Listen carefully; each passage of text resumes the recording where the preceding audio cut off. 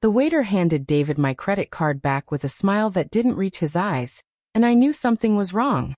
David hadn't even blinked when the bill came to $300 for dinner. Most men I dated since Tom's death would have at least glanced at the total, maybe offered to split it. That's when I realized this whole romantic evening might not be as spontaneous as he'd made it seem. Where are you watching from today? Drop your location in the comments below and hit that like and subscribe button. Let me back up and explain how I got here. Sitting in the most expensive restaurant in Chicago with a man who was either too generous for his own good, or playing a game I didn't understand yet. 3 months earlier, I'd been standing in the produce section of Whole Foods trying to decide between overpriced organic apples and regular ones that probably wouldn't kill me when someone bumped into my cart.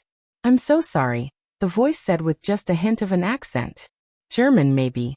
I looked up into the bluest eyes I'd seen since Tom's, attached to a man about my age with salt and pepper hair, and the kind of smile that made you forget you were wearing yoga pants and no makeup. "No harm done," I said, suddenly very aware that I was 56 and hadn't been on a date in 2 years. "David Pfizer," he said, extending his hand.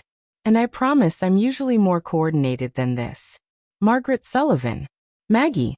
His handshake was firm, warm. Though I have to say, if you're going to crash into someone, the apple section is probably the safest place to do it. He laughed, a genuine sound that made something in my chest flutter that I'd thought was permanently broken. "Are you always this forgiving of clumsy strangers?" "Depends on the stranger," I found myself saying, which was not like me at all. The old Maggie would have smiled politely and moved on. But something about David made me want to keep talking. "Well, since I've already embarrassed myself, would you let me make it up to you with coffee? There's a great cafe next door." I should have said no. I should have finished my shopping and gone home to my empty house and my Netflix queue. Instead, I heard myself saying, "I'd like that." That coffee turned into dinner the following week. Dinner turned into walks along Lake Michigan. Walks turned into weekend trips to art museums and jazz clubs. For the first time since Tom's funeral, I felt alive again. David was everything Tom hadn't been. Spontaneous where Tom was cautious. Worldly where Tom was hometown comfortable. He spoke 4 languages, had lived in 6 countries, and owned an import business that seemed to require frequent travel, but also gave him flexible schedules. "I've been thinking about visiting my daughter in Germany," he mentioned one evening as we walked through Grant Park. "Emma's studying abroad in Munich. I haven't seen her in months." "That must be hard," I said, thinking of my own daughter Sarah, who lived 2 states away and called every Sunday like clockwork. "It is." He stopped walking and turned to face me. "Maggie, I know this might sound crazy, but would you consider coming with me? Emma's been asking to meet you, and I think you'd love Munich in November." My first instinct was to say no. We'd only been dating 3 months. Meeting his daughter felt like a big step, maybe too big. But then I remembered what my therapist had said about taking chances, about not letting Tom's death be the end of my story. "I'd need to check my passport," I said. "Is that a yes?" "That's a yes." The smile that spread across his face was so bright it could have powered the street lamps. He pulled me into his arms right there on the sidewalk, and kissed me like we were 20 years old instead of pushing 60. "You're going to love Emma," he said against my lips. "And she's going to love you." That was 6 weeks ago. Since then, David had handled all the travel arrangements, insisting on paying for everything despite my protests. "You're my guest," he'd say whenever I tried to contribute. "Let me take care of you." It was sweet, romantic even. So, why did I feel like something was off? Maybe it was the way he deflected when I asked specific questions about his business, or how he never seemed to have mail delivered to his apartment, or the fact that in 3 months, I'd never met any of his friends or even learned much about his life before Chicago. But tonight, watching him sign the dinner check without blinking at a number that would cover my grocery budget for a month, I couldn't shake the feeling that I was missing something important. "Nervous about the trip?" David asked, misreading my expression as we waited for the valet to bring his car. "A little," I admitted. "It's been a long time since I traveled anywhere that required a passport. Emma's going to be so excited to finally meet you. She's been planning our whole week." His hand found mine warm and reassuring. "I think she's more nervous than you are, actually, about meeting your girlfriend." About meeting the woman who's made me happier than I've been in years. The way he said it made my heart skip, and I almost felt guilty for my earlier suspicions. This was David, sweet, thoughtful David, who brought me flowers every Friday, and remembered that I liked my coffee with cream, but no sugar. What was wrong with me? That I was looking for problems where none existed. The valet returned with David's BMW, another expensive detail I'd noticed, but tried not to think about. Import business must be better than I'd realized. So tomorrow night we'll be in Munich, David said as we drove back to my place. Are you ready for your first German adventure? Ready as I'll ever be. I squeezed his hand, pushing my doubts aside. What could possibly go wrong? Famous last words, as my mother used to say. If I'd known then what I know now, I would have gotten out of that car, gone inside my safe little house, and blocked David's number. But I didn't know. Not yet. The flight to Munich was smooth, which should have been my first clue that the universe was lulling me into a false sense of security. David held my hand during takeoff and pointed out landmarks when we began our descent. He was the perfect travel companion, attentive without being clingy, patient when I struggled with the German immigration forms, nervous about meeting Emma. He asked as we collected our luggage. Terrified, I admitted. What if she doesn't like me? Impossible, he kissed my temple. But if it helps, she's probably more nervous than you are. The Munich airport was a maze of glass and steel, all efficient German design and travelers hurrying in 6 different directions. I tried to look confident and worldly, but honestly, I felt like what I was, a widow from Chicago who hadn't left the country in 15 years. There she is, David said, pointing toward the arrivals area. Emma Fisher was nothing like I'd expected. David's photos hadn't prepared me for how strikingly beautiful she was. Tall, blonde, with cheekbones that belonged on a magazine cover. She waved when she saw us, her smile bright and welcoming. Papa. She embraced David with genuine warmth before turning to me. And you must be Maggie. I've heard so much about you. Her English was perfect, with just the faintest trace of an accent. She hugged me too, which surprised me. Most 20-something kids were awkward around their parents' new relationships. It's wonderful to finally meet you, Emma. David talks about you constantly. All lies, I'm sure, she said with a laugh that reminded me of her father's. Come, let's get you to the apartment. You must be exhausted. The drive through Munich was like stepping into a fairy tale. Medieval architecture mixed with modern buildings. Everything clean and orderly in that distinctly German way. Emma kept up a steady stream of conversation, pointing out landmarks and asking about my flight. Papa said, "You're an interior designer?" she asked, glancing at me in the rearview mirror. I'm semi-retired now. Since Tom's death, work had lost its appeal. I had enough saved to be comfortable, and motivation was harder to come by these days. How wonderful that you have the freedom to travel now. Papa's been so excited about showing you Germany. Something in her tone made me look more closely at her expression in the mirror. Was that amusement in her eyes? I told myself I was imagining things. The apartment was in a beautiful building in the Schwabing district, all high ceilings and period details. Emma carried herself through the space like she owned it, which seemed odd for a college student studying abroad. This is incredible, I said, taking in the expensive furniture and original artwork. How does a student afford something like this? Emma and David exchanged a quick glance that I almost missed. Papa helps with expenses, Emma said smoothly. And I have roommates to split the cost. Roommates, right? So where were they? I thought we'd have dinner in tonight, David said, hanging up our coats. Emma's made her famous sauerbraten. You cook? I asked Emma, trying to keep the conversation light, despite the growing feeling that I was missing something. A woman of many talents, she said with that same bright smile. I hope you're hungry. Dinner was delicious, but I found myself watching Emma and David more than enjoying the food. They had an easy rapport that spoke of a close relationship, but there were moments, quick glances, shared smiles that seemed to exclude me entirely, like they were sharing an inside joke I wasn't part of. The conversation flowed smoothly between English and German. David would translate when they switched languages, but I noticed he sometimes paused before explaining what Emma had said, as if he was editing. Emma was just saying how much she's looking forward to showing you the Christmas markets tomorrow. he said after one particularly long exchange in German. But I'd caught enough words to know that wasn't what she'd said at all. Emma had mentioned something about the schedule and being ready. I excused myself to the bathroom and took the opportunity to really look around the apartment. The master bedroom was clearly occupied by a couple. Men's and women's clothes, 2 sets of toiletries. Either Emma had a live-in boyfriend David hadn't mentioned, or something else was going on. In the living room, I noticed family photos on the side table. Emma and David at various ages and locations. Nothing unusual there, but in several of the photos, there was another woman, dark-haired, elegant, always positioned between David and Emma like she belonged there. When I returned to dinner, I tested a theory. Emma, your mother must be proud of you studying abroad. The temperature in the room seemed to drop 10 degrees. Emma's fork stopped halfway to her mouth, and David's wine glass froze in midair. My mother died when I was young, Emma said carefully. It's just been Papa and me for most of my life. I'm so sorry. David never mentioned. I looked at David, who was avoiding eye contact.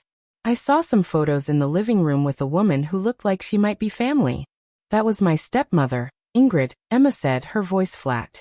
She and Papa divorced last year. Last year. But David had told me he'd been single for 3 years. Another inconsistency to add to my growing list. After dinner, David suggested we all get some rest, but I was wide awake. Jet lag, I told myself. But really, it was the nagging feeling that nothing about this trip was what it seemed. David fell asleep quickly, but I lay in the unfamiliar bed, listening to the sounds of the German night, and trying to make sense of the puzzle pieces that wouldn't fit together. The expensive lifestyle Emma couldn't really afford. The ex-wife, David, had never mentioned the quick conversations in German that weren't being translated accurately. Around 2 o'clock in the morning, I heard voices from the kitchen. Emma and David speaking in rapid German. I slipped out of bed and crept to the doorway, staying in the shadows. I couldn't understand everything they were saying, but I caught enough words to make my blood run cold. Money plan, American widow, rich target. And then Emma said something that made my heart stop. "Sie is perfect, Papa, kind of familia here." She's perfect, Papa. Rich widow, no family here, lots of money. I backed away from the door on trembling legs, my mind racing.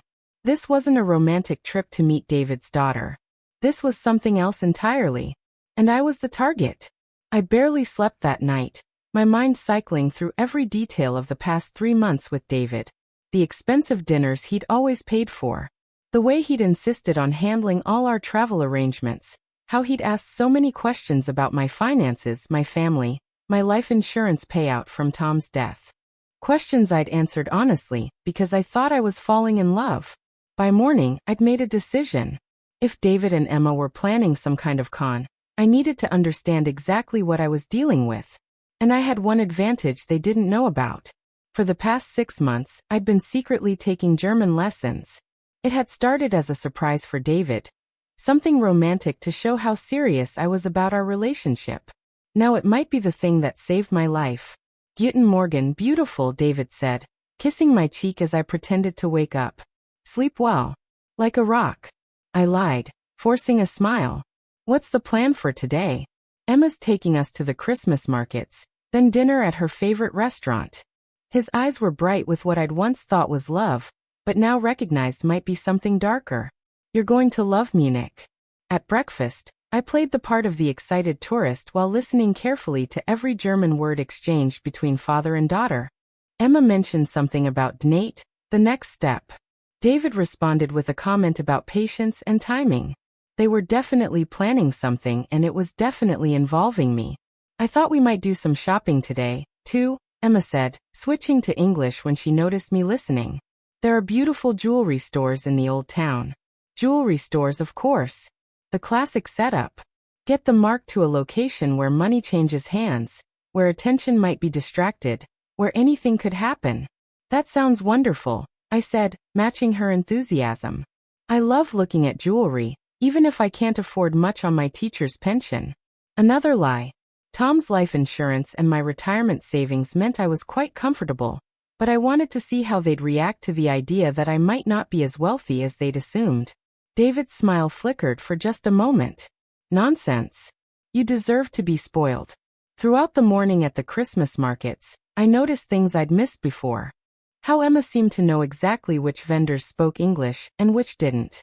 How she guided us away from crowded areas toward quieter sections where we were less likely to be overheard.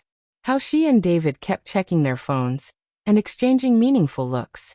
When we stopped for coffee, I excused myself to use the restroom and called my daughter Sarah from inside a locked stall.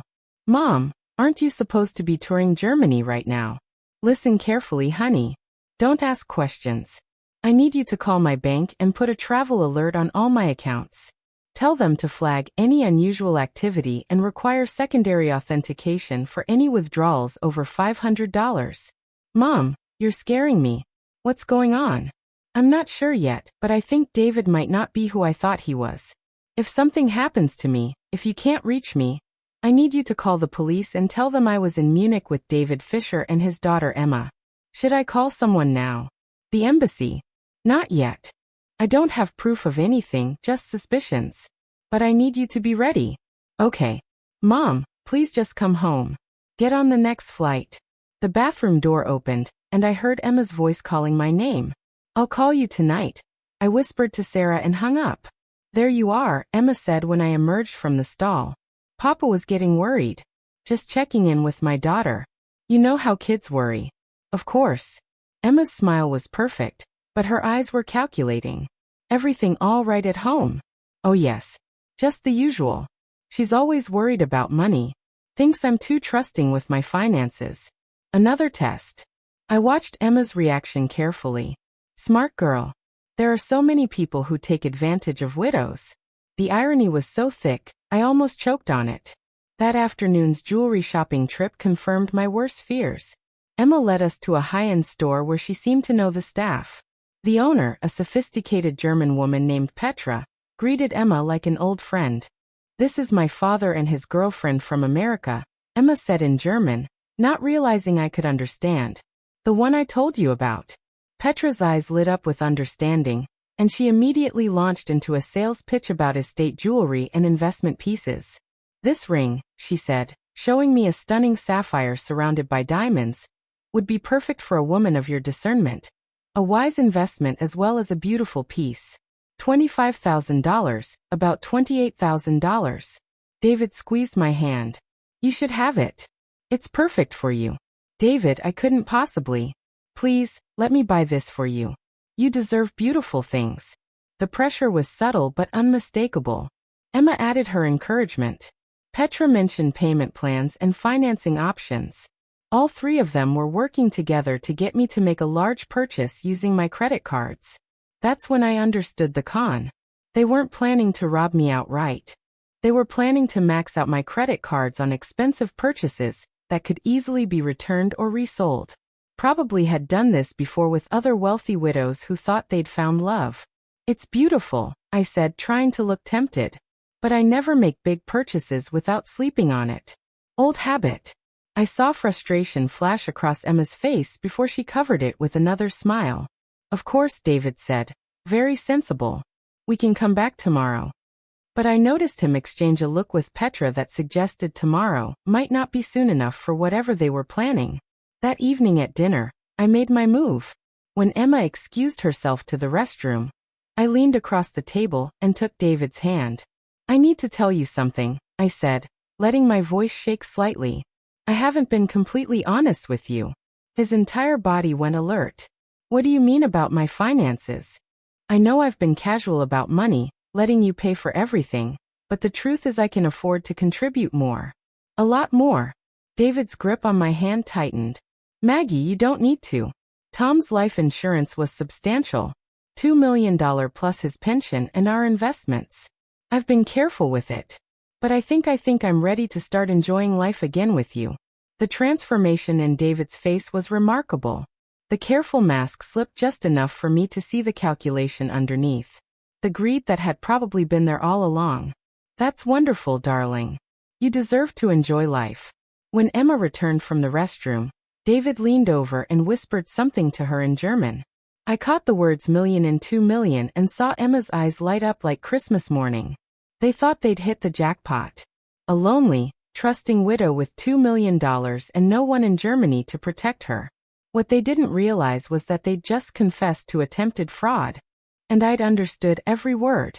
I spent another sleepless night planning my next move while David snored peacefully beside me. Every logical part of my brain said to run, call a taxi to the airport, get on the next flight home, and let the police sort it out later. But a deeper part of me, the part that had gotten me through Tom's death and starting over at 54, wanted answers. How long had they been planning this? How many other women had they targeted?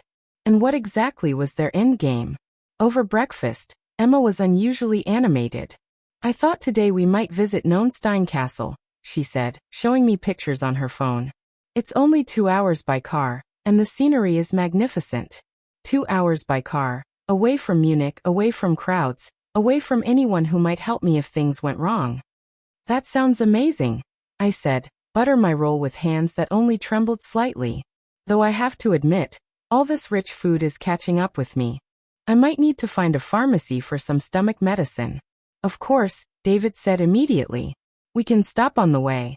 But Emma had already pulled out her phone. I have something that will help, she said, producing a small bottle from her purse. German herbal remedy. Much better than American medicine. She shook 2 pills into her palm. Take these with your coffee. You'll feel better in an hour. I stared at the pills. They looked innocuous enough, small, white unmarked. But every instinct I had was screaming not to put them in my mouth. Thank you, but I'm allergic to most herbal supplements. Elite. I'll just pick something up at a pharmacy. Emma's smile didn't waver, but her eyes hardened slightly. Are you sure? These are very gentle. I'm sure. But thank you for thinking of me. I pretended to slip the pills into my pocket while actually palming them. Later in the bathroom, I wrapped them in tissue and tucked them into my cosmetics bag.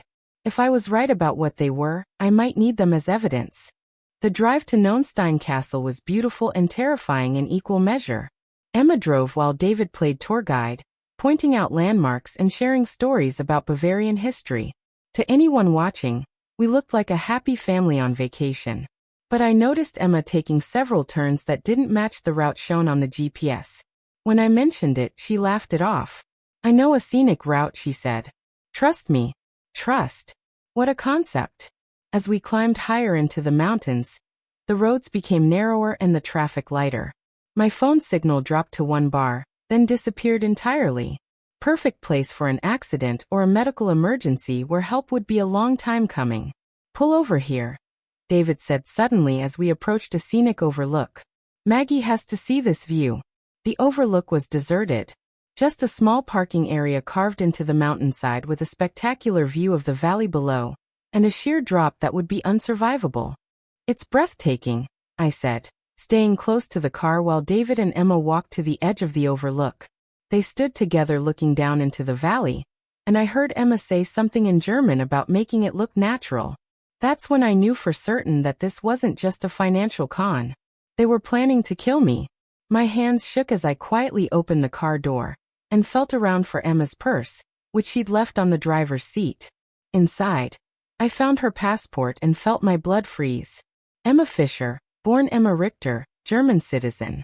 But the birth date showed she was 29, not 24 as she'd claimed, and there were visa stamps for multiple countries.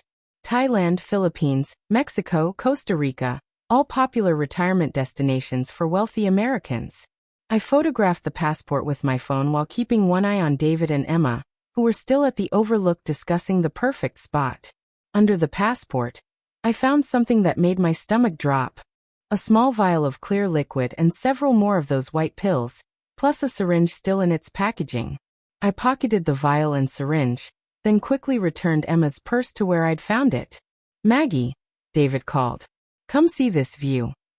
I walked toward them on legs that felt like water, very aware that we were alone on a mountain road with no cell service and no witnesses. It's incredible, I said, stopping several feet back from the edge. But I'm a little afraid of heights. Don't worry, Emma said, moving closer to me. The railing is very secure. She reached for my arm, ostensibly to guide me closer to the view. Instead, I stumbled backward, pretending to trip. Oh, I'm so clumsy. Maybe we should head back to the car. David and Emma exchanged a frustrated look. Whatever they'd planned to do at the Overlook, my refusal to get close to the edge had ruined it. Of course, David said smoothly. We don't want you to be uncomfortable. But as we walked back to the car, I felt Emma close behind me, too close. When I turned around, I caught her slipping something back into her jacket pocket. The drive to the castle was tense, though David and Emma kept up their cheerful tour guide chatter. I responded appropriately while my mind raced through escape scenarios. We were in a foreign country in a remote location with two people who clearly meant me harm. But I had evidence now. The pills, the liquid, the photos of Emma's passport, and most importantly, I had something they didn't know about. My understanding of German, and the knowledge that they'd revealed their true intentions. When we finally reached Neuschwanstein Castle, I was almost dizzy with relief to see crowds of tourists and tour buses, safety, and numbers. The tour starts in 20 minutes, Emma said, checking her phone. Just enough time for coffee. She guided us to a small cafe near the entrance away from the main crowd. I ordered coffee but didn't drink it, using the time to send a carefully worded text to Sarah that would look innocent if anyone saw it. Having wonderful time at Fairytale Castle, taking so many pictures of everything interesting I see. Will send details when I get back. Love you. It was code. I hoped it. Sarah was smart enough to understand that I wouldn't normally text like that. And the phrase about pictures and details would tell her to expect evidence if something happened to me. Shall we go in? David asked when our coffee cups were empty. The castle tour was a 2-hour ordeal of trying to look fascinated by King Ludwig's bedroom while planning my escape. Emma stayed close beside me the entire time, occasionally touching my arm or back in gestures that might have looked affectionate, but felt threatening. During the tour, I overheard her speaking German to what appeared to be another tourist, a man in his 40s who seemed to know her. They spoke in low, urgent tones, and I caught enough to understand they were discussing timing and opportunities. How many people were part of this operation? As we exited the castle, Emma suggested one final stop at a gift shop tucked away from the main tourist area. They have beautiful scarves, she said. Perfect souvenirs. The shop was small, dimly lit, and nearly empty. The elderly proprietor barely looked up when we entered. Emma immediately began showing me scarves near the back of the store, away from the windows and the door. That's when David moved to block the exit. I was trapped, and they knew it. This one is lovely, Emma said, holding up a silk scarf in deep blue. Try it on. But instead of draping it around my neck like a normal scarf, she moved to wrap it tight around my throat. I grabbed her wrists and looked directly into her eyes. Emma, I said clearly in German. Elise. I'm sorry, Emma. But I understand everything. The color drained from her face, as she realized their American mark had been playing them all along. The shock on Emma's face was almost worth the terror of the moment. She dropped the scarf and took a step back, her mouth opening and closing like a fish out of water. You speak German. David's voice came from behind me, no longer warm and loving, but cold and calculating. Enough, I said, turning to face him while keeping Emma in my peripheral vision. Enough to know you've been planning to rob me, or worse. The elderly shop owner looked up from his register with mild interest, as if customers threatening each other was a daily occurrence. No help there. David moved closer, and I saw his hand slip into his jacket pocket. Maggie, I think there's been a misunderstanding. Really? Because I understood perfectly when Emma told you I was the perfect target. Rich widow, no family here. Lots of money. That was pretty clear. Emma had recovered from her shock, and was circling around to my other side. In a few seconds, I'd be trapped between them with nowhere to run. You clever little mouse, she said. Her accent thicker now, her English less polished, but not clever enough. That's when I pulled out my phone and hit play on a voice recording app I'd started when we entered the shop. You were saying something about me being clever. I asked loudly. Please continue. Tell me more about your plan. David lunged for my phone, but I was already moving, grabbing a heavy ceramic vase from a nearby shelf and swinging it toward his head. It connected with a satisfying crack, and he stumbled backward. Emma reached for me, but I was ready.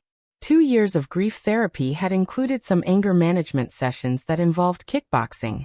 I might be 56, but I was in better shape than most people half my age.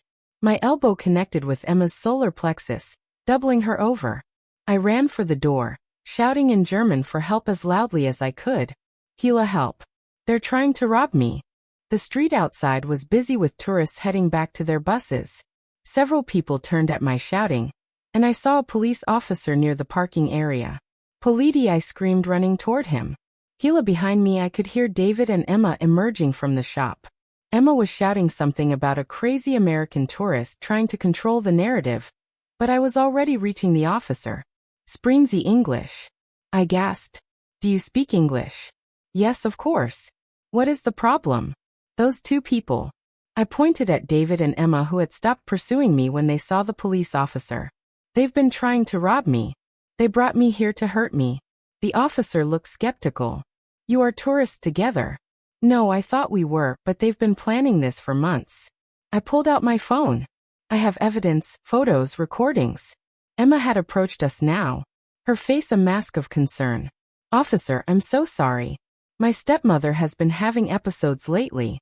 Confusion. Paranoia. We're trying to get her to see a doctor. Stepmother. Clever. It explained why we were traveling together, but also gave them an excuse for any erratic behavior on my part. She's lying, I said firmly. My name is Margaret Sullivan. I'm an American citizen, and these people have been planning to rob me. Check my passport. Check theirs. She told me she was 24, but her passport says she's 29. The officer looked between us uncertainly. David stepped forward with his most charming smile. Officer, I apologize for the disturbance. My girlfriend has been under a lot of stress lately, and I think the travel has been too much for her. He spoke with the authority of a man accustomed to being believed. Perhaps you could recommend a doctor who speaks English. I could see the officer being swayed. 3 Americans having a family dispute wasn't high on his priority list, and David's calm, reasonable demeanor was more convincing than my frantic accusations. I need to make a phone call, I said quickly. To the American embassy. Of course, the officer said. But perhaps it would be better to resolve this quietly. No, return to your hotel, rest, talk with your family. David nodded eagerly. Exactly what I was thinking. Thank you, officer. But as we walked back toward Emma's car, I realized I just made a terrible mistake. I'd revealed that I knew their plan, but I hadn't gotten away from them. Now they knew I was a threat, and they'd be desperate to silence me. Get in the car, Maggie, David said quietly. His hand was back in his pocket, and I was sure he had a weapon. I think I'd prefer to take the bus back to Munich, I said. I don't think that's an option anymore, Emma said, opening the car door. Please don't make this harder than it has to be. The bus was already pulling away, taking my last chance at safety with it. The police officer had moved on to other tourists. We were alone again. I got in the car because I didn't see another choice. But my mind was racing. They couldn't kill me at the castle. Too many witnesses, too much scrutiny. But during the 2-hour drive back to Munich on those winding mountain roads with no cell service, that was a different story. As Emma started the engine, I noticed she was taking a different route than we'd used that morning. David had twisted around in the passenger seat to watch me, his friendly facade completely gone. You know, Maggie, he said conversationally, you really should have just enjoyed the vacation. We were planning to make it quick and painless. Were you? Or was I supposed to have an accident on that overlook this morning? Emma laughed, but there was no humor in it. You're smarter than our usual marks. Most of them never figure it out until it's too late. How many others have there been? Enough, David said. Lonely widows are surprisingly easy to find. Dating websites, grief support groups, church socials. They all want the same thing. Someone to take care of them, someone to make them feel special again. The casual cruelty of it made me sick. And you kill them all when necessary, Emma said, taking a turn onto an even narrower road. Usually, they're so grateful for attention that they hand over their money willingly. You, however, have become a problem. I looked out the window, trying to memorize landmarks, anything that might help me later. The road was climbing again, winding through dense forest with steep drops on one side. Perfect place for a car accident. My phone buzzed with a text message, and I saw both David and Emma tense. Don't answer it, David warned. But I could see the message preview on my lock screen. It was from Sarah. Mom, I'm worried. Called embassy. They're expecting to hear from you by 6 p.m. local time, or they're sending someone to check on you. I'd never been so grateful for my daughter's overprotective nature in my life. That's my daughter, I said calmly. She knows exactly where I am and who I'm with. If something happens to me, the American embassy will come looking. Emma cursed in German and pulled the car over to the side of the road. We were in the middle of nowhere, surrounded by forests with daylight fading fast. This complicates things, David said. Not really, Emma replied. We just need to speed up our timeline. She reached into the glove compartment and pulled out a syringe, the same type I'd seen in her purse earlier. What is that? I asked, though I was pretty sure I didn't want to know. Something to make you more cooperative, Emma said, checking the contents of the syringe. Don't worry, you won't feel anything after the first few seconds. That's when I realized I had one last card to play. The evidence I'd hidden in my cosmetics bag back at the apartment. Before you do that, I said, you should know I've already sent everything to my daughter. The photos of your passport, recordings of your conversations, even samples of those pills you tried to give me this morning. Emma's hand stilled. You're lying. Check your purse. Are all those pills still there? Emma frantically searched her purse while David grabbed my phone, scrolling through my messages and photos. She's telling the truth, he said grimly. She took pictures of everything. Then we have a bigger problem than just her, Emma said. If she sent evidence to someone else, we can't let her make that 6 o'clock call, David said. But I was already moving, grabbing the door handle and throwing myself out of the car into the forest beyond. Behind me, I heard Emma shouting and car doors slamming. But I was already running deeper into the woods, hoping against hope that I could find help before they found me. The hunt was on and I was the prey. But for the first time since this nightmare began, I had something they didn't expect. A head start, evidence that was already safe, and the knowledge that people were looking for me. Now I just had to stay alive long enough to be found. Running through a German forest in November while being chased by murderous con artists wasn't exactly how I'd imagined spending my golden years. The smart thing would have been to stay on the cruise ship circuit like other sensible widows, comparing prescription medications and complaining about the buffet lines. But here I was crashing through underbrush in my good travel shoes, trying not to think about how many true crime documentaries started exactly this way. Behind me, I could hear David and Emma calling my name, their voices echoing through the trees. They were trying to sound concerned, like worried family members searching for a confused elderly relative. Smart approach. If anyone else was in these woods, it would look like a rescue operation rather than a manhunt. Maggie, where are you? We're worried about you. Worried about me escaping. More like it. I kept moving deeper into the forest, staying away from any paths that might lead me back toward the road. My phone still had no signal, but I kept checking, hoping for even one bar that might let me send a message. The woods were getting darker as the sun set, and the temperature was dropping fast. I was dressed for castle touring, not wilderness survival. My lightweight jacket wouldn't keep me warm for long, and my ankle boots weren't designed for hiking over fallen logs and rocky ground. But I was alive, and that was more than David and Emma had planned for me. I found a hollow under a large fallen tree and crawled inside to catch my breath. From my hiding spot, I could still hear them searching, but their voices were getting fainter. Either they were moving away from me, or they were getting better at keeping quiet. Neither option was particularly comforting. I pulled out my phone again and checked the time. 5:47 p.m. 13 minutes until Sarah expected to hear from me. If I missed that deadline, the embassy would start looking. But how long would it take them to find me? And would I still be alive when they did? That's when I heard the voices again, much closer this time. She can't have gone far, Emma was saying in German. An American tourist in hiking boots. She'll be heading back toward the road within an hour. Unless she's smarter than we thought, David replied. She's already proven she's more observant than our usual targets. It doesn't matter how smart she is. She's trapped in the woods with no cell service and no idea where she is. We just need to be patient. Patient.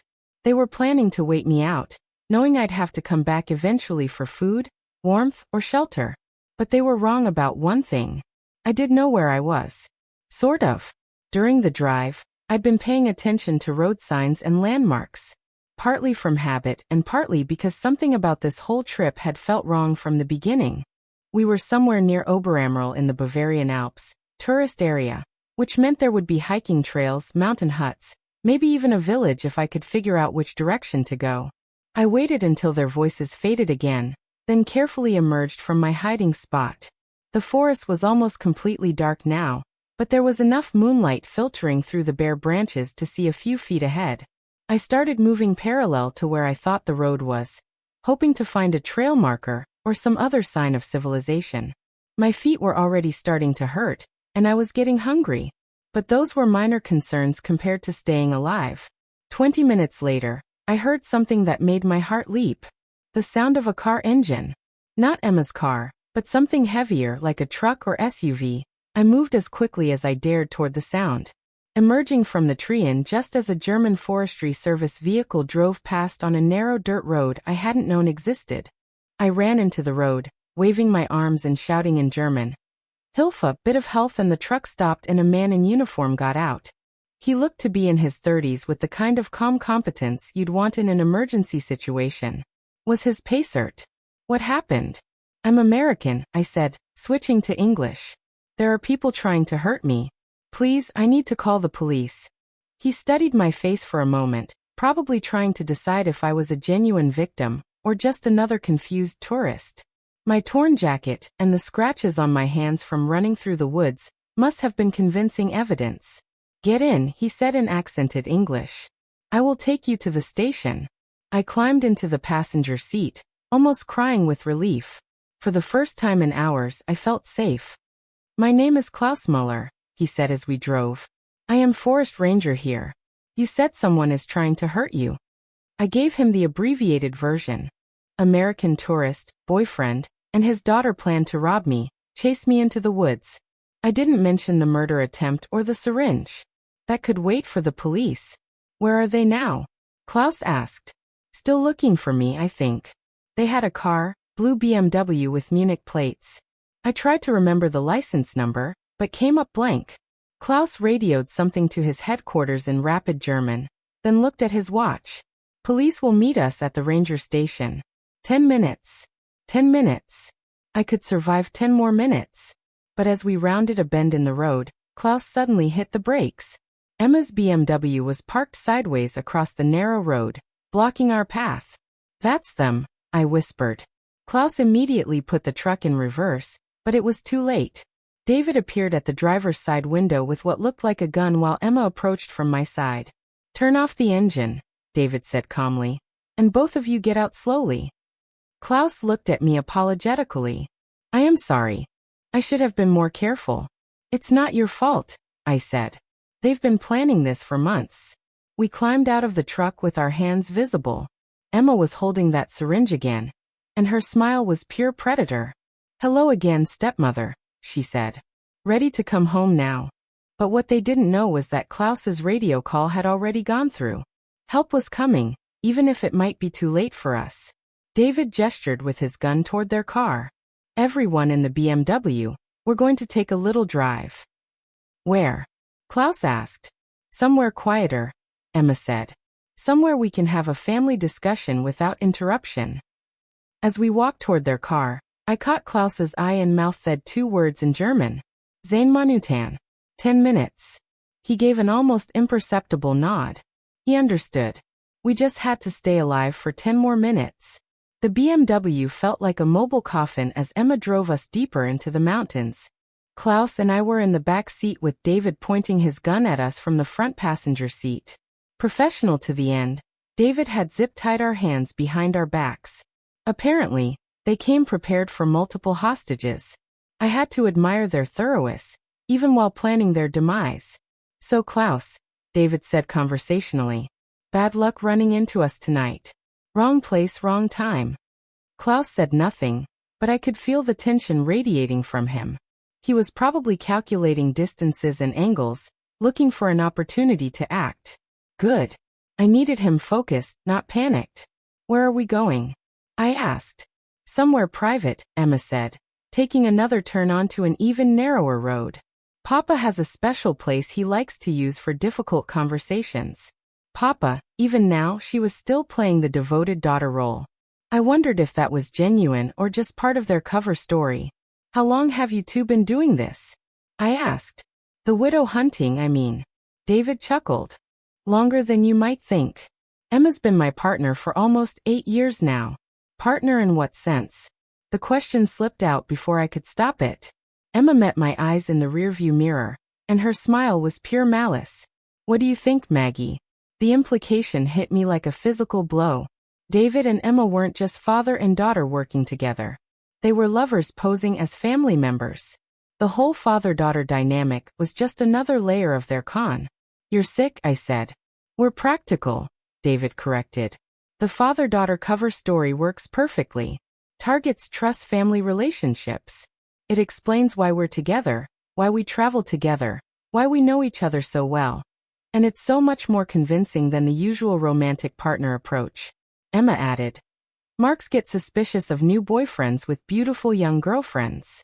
But a devoted daughter, that's just sweet. Klaus was listening intently, and I hoped he was memorizing every word for the police report he'd hopefully live to give. The car turned into what looked like an abandoned logging road, barely wide enough for one vehicle. Tree branches scraped against the windows as we climbed higher into the mountains. Almost there, Emma announced cheerfully. What exactly happens when we get there? I asked, though I was pretty sure I didn't want to know. We have a conversation, David said.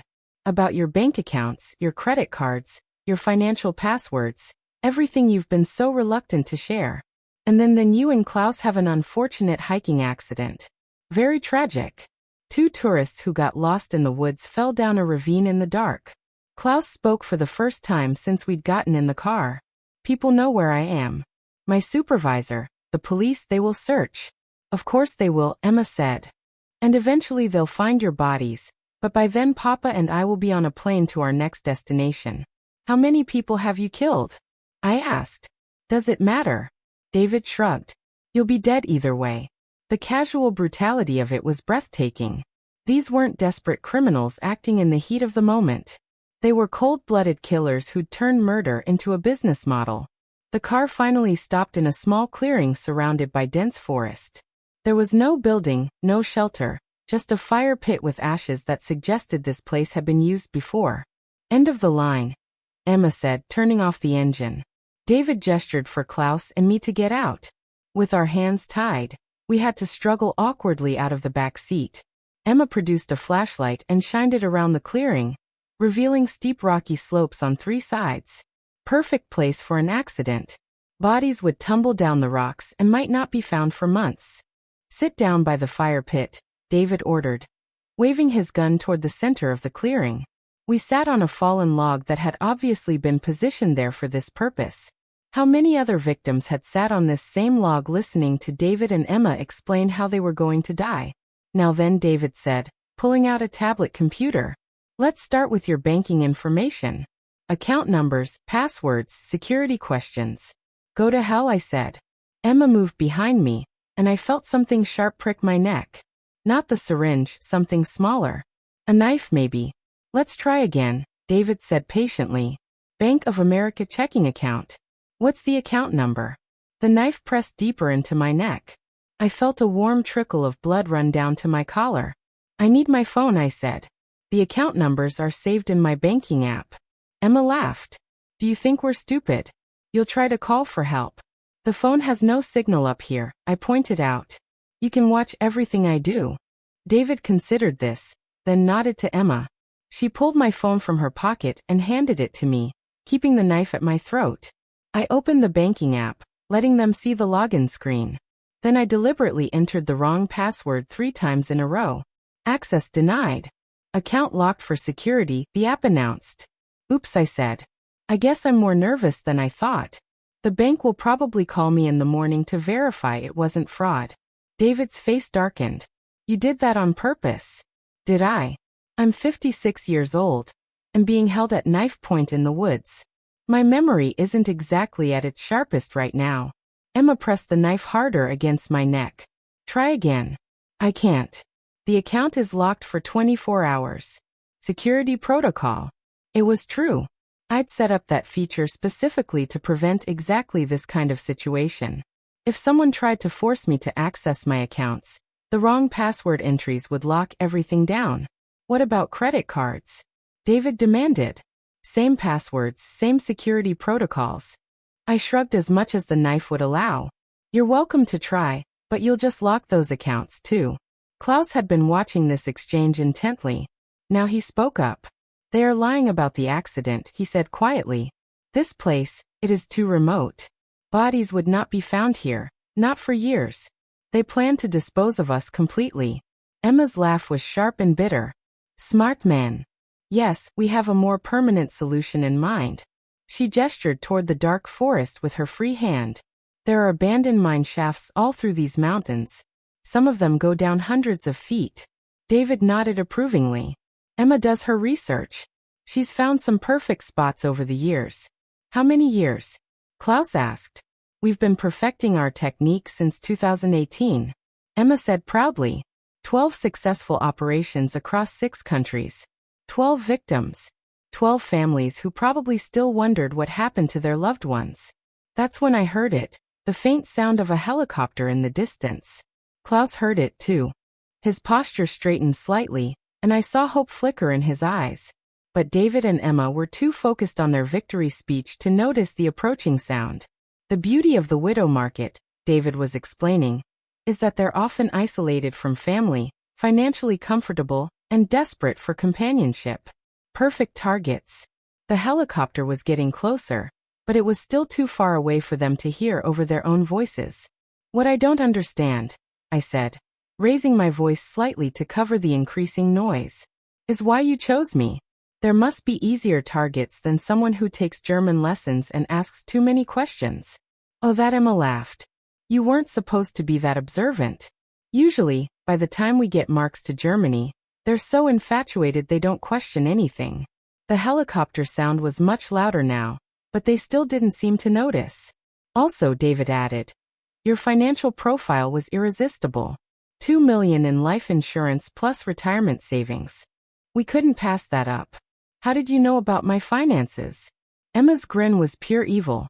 David didn't just accidentally bump into you at Whole Foods, Maggie. We'd been watching you for weeks.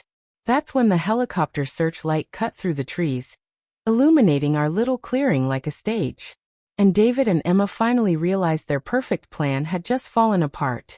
The helicopter searchlight was bright enough to read by, which would have been convenient if I'd brought a book instead of being kidnapped by psychotic con artists. David spun around, his gun swinging wildly between Klaus and me and the aircraft overhead. Emma kept her knife at my throat, but I could feel her hand shaking now. Stay calm, David shouted over the rotor noise. They can't land here. We still have time. Time for what? To kill us faster. The helicopter circled the clearing once, then moved off to look for a landing spot.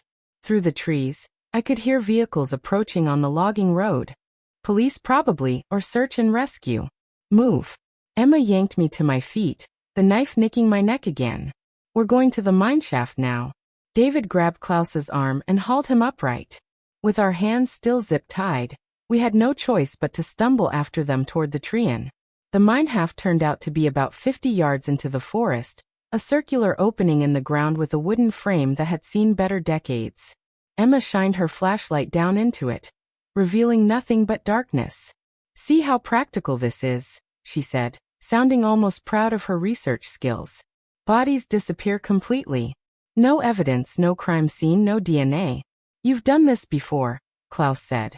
It wasn't a question. Only when necessary, David replied. Most of our marks are happy to hand over their money voluntarily. But sometimes we get difficult ones like me. Apparently, though, to be fair, I'd never been called difficult for refusing to be murdered before. That was a new one.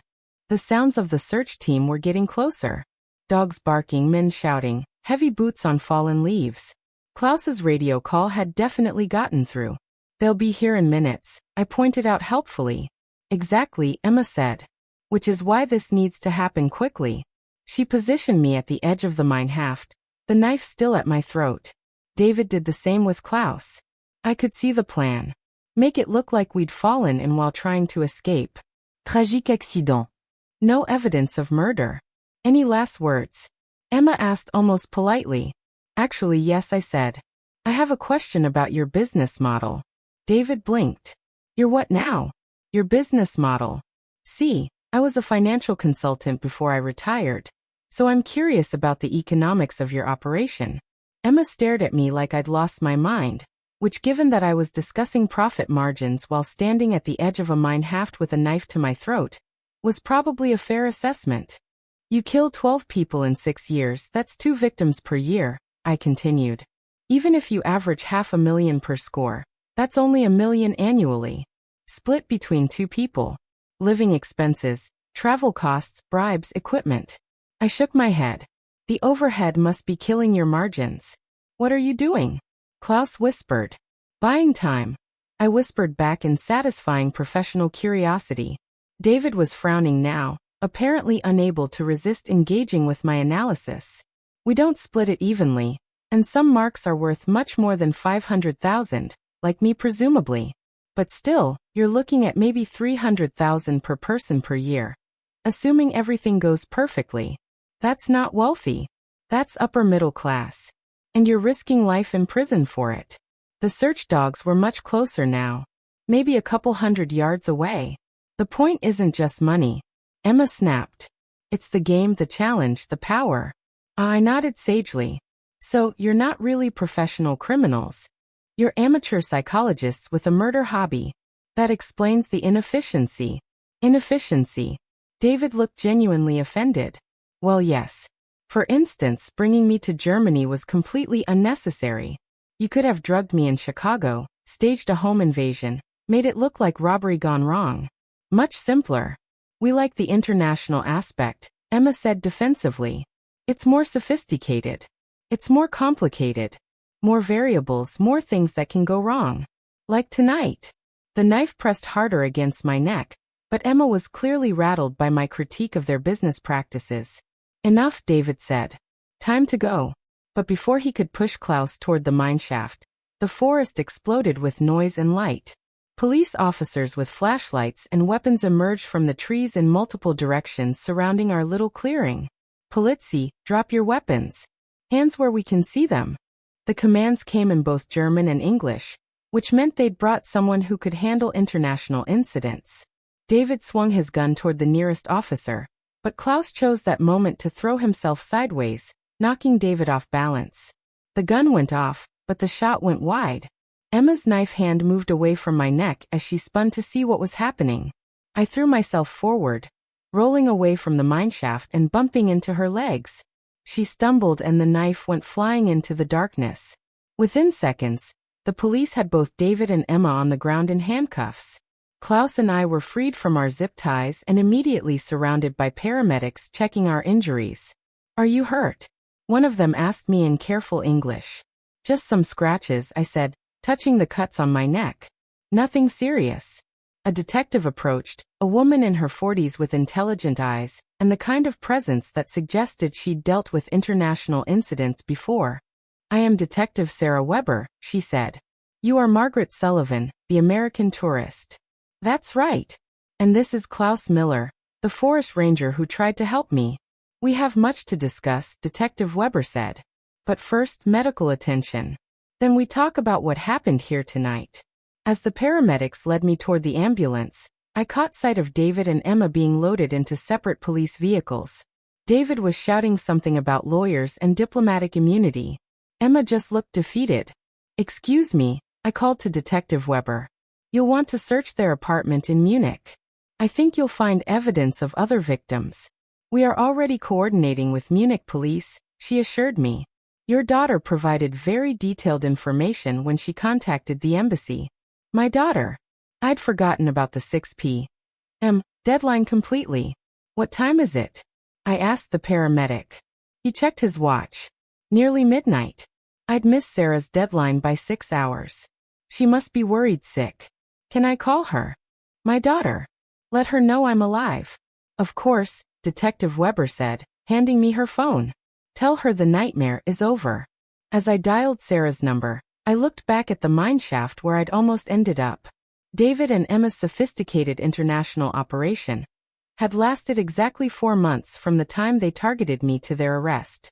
Not exactly criminal masterminds, despite their delusions of grandeur, but they'd been deadly enough, and if Klaus hadn't found me when he did, things might have ended very differently. The phone rang twice before Sarah answered. Mom. Oh God. Mom, are you okay? The embassy said there was an incident, and the police were involved, and I've been going crazy. I'm fine, sweetheart, I said, my voice shaking now that the adrenaline was wearing off. I'm safe. It's over. What's over? What happened? I looked around at the police cars, the search and rescue teams, the FBI agents who were apparently now on scene for the international terrorism angle. It's a long story, I said, but the short version is that your mother is a lot tougher than either of us realized. The Munich police station at 3 o'clock in the morning was about as cheerful as you'd expect. Fluorescent lights, stale coffee, and the kind of institutional furniture designed by people who'd given up on human comfort decades ago. But after nearly being thrown down a mineshaft, I wasn't complaining about the accommodations. Detective Weber sat across from me in the interview room, reviewing a file that had grown substantially thicker since my rescue. Beside her was Agent Harrison from the American FBI, who'd flown in from Frankfurt as soon as the international implications became clear. So David Fisher and Emma Richter, Detective Weber said, referring to their real names from the passport records. You said they mentioned 12 victims in 6 countries. That's what Emma claimed. She seemed proud of it. Agent Harrison leaned forward. Mrs. Sullivan, I need to ask you about something we discovered at their Munich apartment. You mentioned sending evidence to your daughter. Yes. Photos of Emma's passport, audio recordings, some pills they tried to give me. The pills tested positive for Rohypnol date rape drug basically. But there was something else we found that doesn't match what they told you. He opened a laptop and turned it toward me. The screen showed a sophisticated database with photos, personal information, and financial data for what looked like hundreds of people. This isn't a small operation, Mrs. Sullivan. This is an international network. I stared at the screen, scrolling through page after page of potential victims. Wealthy widows, divorced women, even some wealthy men, all carefully researched and categorized by net worth, family connections, and psychological vulnerabilities. How many people are involved in this? I asked. We're still investigating, but initial analysis suggests at least 30 active participants across 12 countries. David and Emma were just one cell in a much larger organization. The scope of it was staggering. This wasn't 2 criminals working together. This was an international conspiracy that had been targeting vulnerable people for years. What about the other victims? The 12 people Emma mentioned. Detective Weber pulled out another file. We cross-referenced missing persons reports with the locations and dates in their files. We've identified 8 confirmed victims so far. 4 other cases are still under investigation. 8 confirmed murders. Families who'd been wondering what happened to their loved ones for years. There's something else. Agent Harrison said the database shows they'd been planning to target you for over a year. A year. But I only met David 3 months ago. They researched you thoroughly before making contact. Your financial situation, your late husband's life insurance, your daily routines, your emotional vulnerabilities after his death. The encounter at Whole Foods wasn't accidental. It was a carefully planned approach. The violation of it was almost worse than the attempted murder. They'd been studying me, learning my weaknesses, planning my death before I even knew they existed. How did they know so much about my finances? Identity theft. Most likely someone in their network has access to credit reporting databases, insurance records, maybe even bank systems. We're working with Interpol to trace the digital trail. I thought about the past 3 months with David.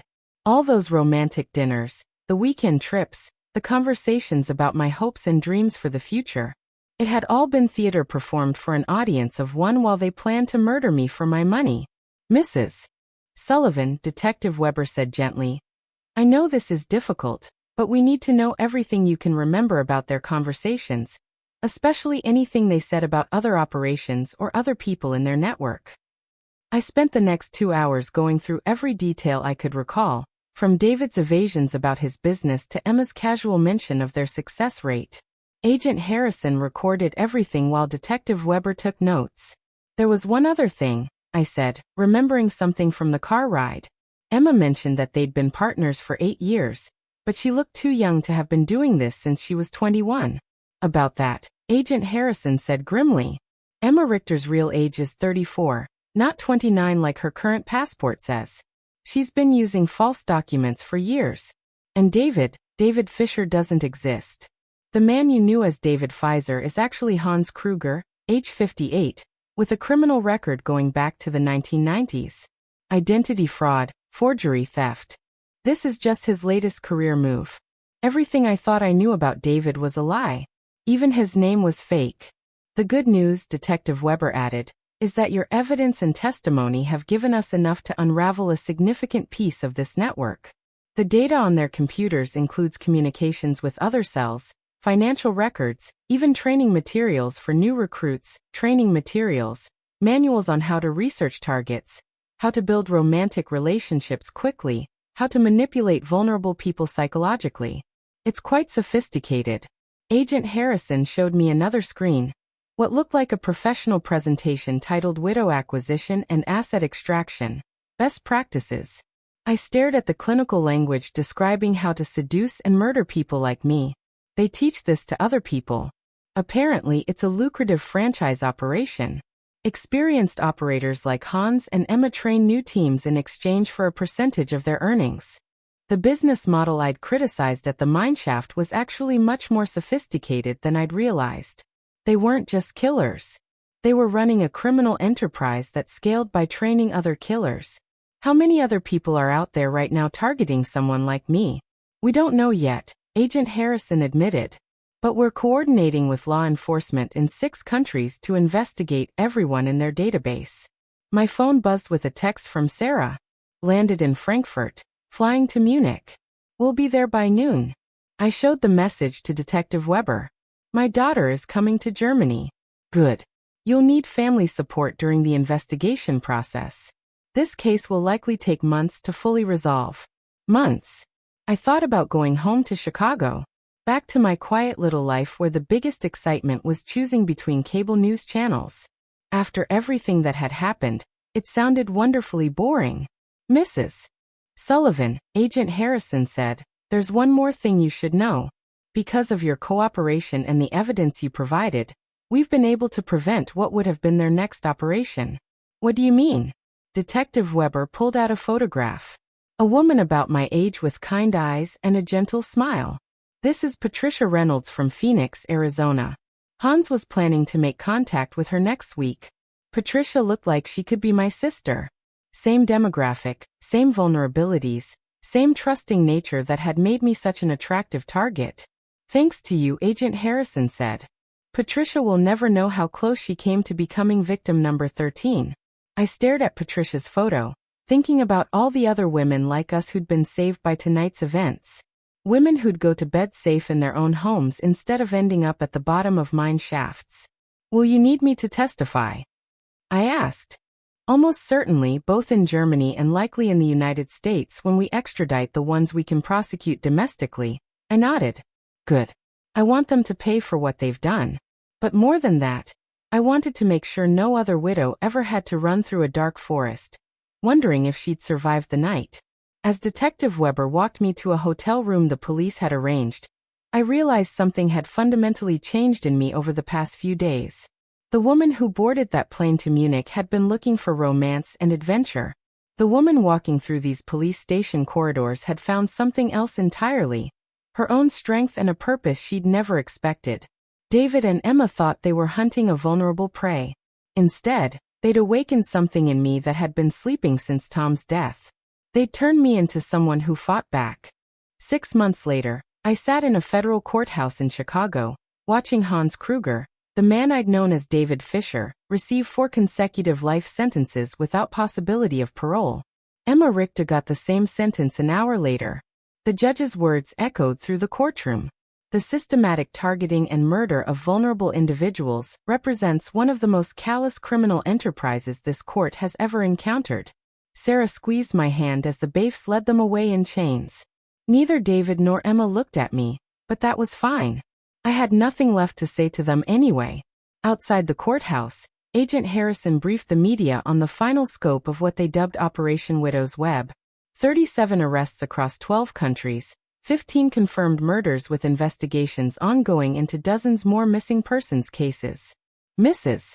Sullivan's courage and quick thinking, Agent Harrison told the reporters, prevented what would have been many more deaths and led to the dismantling of one of the most sophisticated international criminal networks we've ever encountered. The reporters wanted to interview me, but I declined. Some stories are private, and this was mine to keep. But the story didn't end with the convictions. 3 weeks after the sentencing, I received a letter from Patricia Reynolds, the woman in Phoenix who would have been their next victim. Dear Margaret, she wrote, I can never adequately thank you for saving my life. If you hadn't been brave enough to fight back, I would probably be dead by now, and my family would never have known what happened to me. She included a photo of her grandchildren, 3 beautiful kids who still had their grandmother because I'd refused to drink that drugged coffee in Munich. That letter was followed by others, families of previous victims who finally had answers about what happened to their loved ones. Law enforcement officers from around the world who wanted to thank me for my cooperation with the investigation. Most surprising was a letter from the FBI asking if I'd be interested in consulting on cases involving crimes against seniors. Your experience and insights, the letter read, could help us protect other potential victims and train our agents to recognize these types of operations. Consulting for the FBI wasn't something I'd ever imagined on my retirement bucket list. But then again, neither was being hunted through German forests by murderous con artists, and I'd managed that just fine. I said yes. My first case was a dating app scam targeting divorced women in Florida. My second involved a fake charity operation preying on elderly donors in California. By my third case, I realized I'd found my new purpose in life. The work wasn't easy. It meant constantly confronting the worst of human nature. The predators who see kindness as weakness and vulnerability as opportunity. But it was meaningful in a way my old career had never been. Every scammer we caught, every network we dismantled meant someone's grandmother or mother or sister would go to bed safe instead of becoming another statistic. Sarah worried about me at first. Mom, you've been through enough trauma. Why put yourself through more of this? But she understood when I explained it to her. I spent 2 years after your father died feeling helpless and invisible. David and Emma saw that vulnerability and thought they could exploit it. They were wrong. The woman they tried to kill in those German mountains was stronger than any of us realized. The question was what to do with that strength. A year after the trial, I was invited to speak at a conference for law enforcement professionals about recognizing and preventing elder financial abuse. Standing at that podium, looking out at an audience of FBI agents, police detectives and prosecutors, I thought about how far I'd traveled from that grocery store in Chicago where this all began. The most important thing to understand, I told them, is that predators count on us being polite, trusting, and embarrassed to ask for help. They count on us being good people who assume others are good people too. I clicked to my next slide, which showed photos of David and Emma being arrested. These criminals spent months studying my weaknesses, my financial situation, my emotional vulnerabilities after my husband's death. They had every advantage: youth, experience, planning, and the element of surprise. Another click, showing crime scene photos from the German forest. But they made one crucial mistake. They assumed that a 56-year-old widow would be too afraid, too confused, or too helpless to fight back. They thought I would go quietly to my death, because that's what their research told them about women like me. I paused, meeting the eyes of the law enforcement officers in the audience. They were wrong. And that's what you need to remember when you're working these cases. The victims you're trying to protect aren't helpless. We're not waiting around to be rescued. We're capable of fighting for ourselves if someone just gives us the tools and information we need. The applause was gratifying, but more important were the conversations afterward. Officers sharing stories about cases where elderly victims had fought back, had refused to be easy targets, had turned the tables on their would-be predators. That evening I called Klaus Müller in Germany. He'd become a friend over the months of correspondence about the case. and we spoke regularly about his recovery from the trauma of that night. "How was the conference?" he asked. "Good. I think we're making progress slowly but surely." "And how are you, Margaret?" "Really?" I considered the question while looking out the window of my hotel room at the Chicago skyline. Tomorrow I'd fly back to my house, the same house where I'd lived with Tom, where I'd grieved for him, where I'd been lonely and lost and looking for purpose. But I wasn't the same woman who'd left that house to meet David for dinner all those months ago. I'm better than fine, Klaus. I'm exactly who I was always supposed to be. After I hung up, I opened my laptop and reviewed the case file for my next assignment, a romance scam targeting elderly men in retirement communities across Arizona. The FBI suspected it was connected to the same international network that had spawned David and Emma's operation. Some women my age were settling into quiet retirements, playing bridge, and watching grandchildren grow up. And there was nothing wrong with that life. It was peaceful and safe and well-earned. But I'd found something different. I'd found my fight. David and Emma had tried to turn me into their victim. Instead, they turned me into their worst nightmare, a survivor who refused to stay quiet, who understood their methods, and who was dedicated to making sure they never hurt anyone else. They thought they were hunting a helpless widow. They'd actually awakened an avenging angel with a consulting contract and a very particular set of skills. And tomorrow, I'd use those skills to save someone else's life. After all, someone had to protect the vulnerable from the predators. And apparently that someone was me. Thanks for listening. Don't forget to subscribe and feel free to share your story in the comments. Your voice matters.